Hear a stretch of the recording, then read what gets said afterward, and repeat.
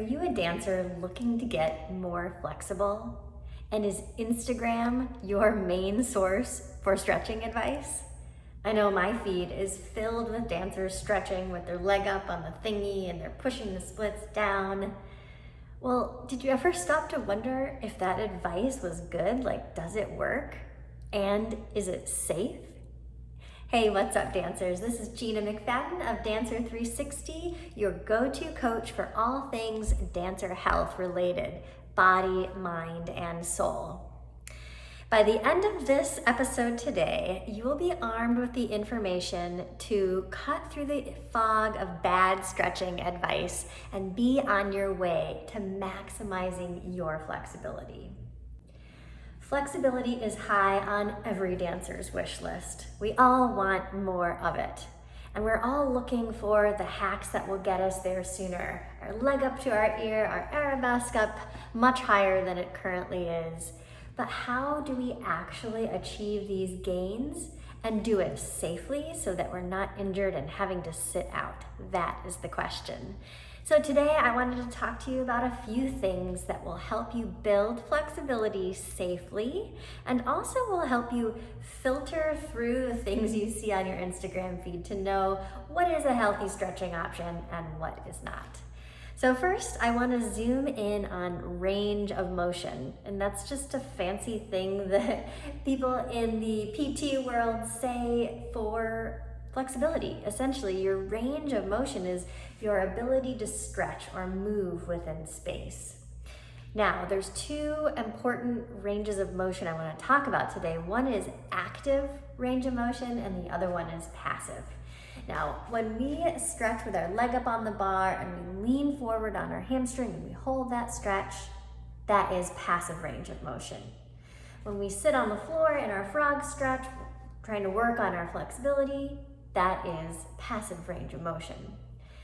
When we sit in the splits, wanting to get our legs up for our jumps, that is also passive range of motion.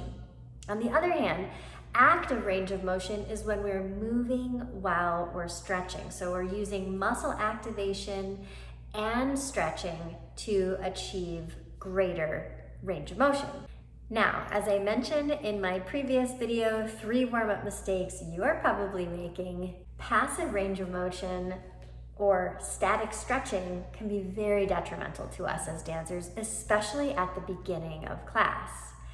The other thing about passive range of motion is it's not really helping us to get our leg up to our ear while we're dancing. I know dancers who can sit in the hyper splits, but when they do their leaps, their legs are not in the splits, because that type of movement also takes muscle activation. That's why this range of motion, this active range of motion, can be so powerful in helping us to maximize our flexibility as dancers. So it's important to know the difference. Now, passive range of motion does have its place. At the very end of class, you can do some passive stretching, sitting in your splits or sitting in the frog. But up front, at the beginning of class, you definitely want to focus on your active range of motion, your dynamic stretches. The other key with flexibility, and this probably isn't going to be super popular, is flexibility takes time and patience. We all want to get the 3 tips to get down in the splits and do the 3 exercises that will get your leg up to your ear.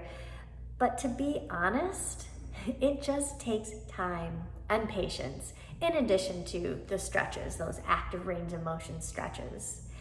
So there's no quick and easy pill to take, hack to learn, to tap into your flexibility. It really is something that you're gonna have to build day in, day out with patience and time and knowing which stretches to do and which stretches to avoid.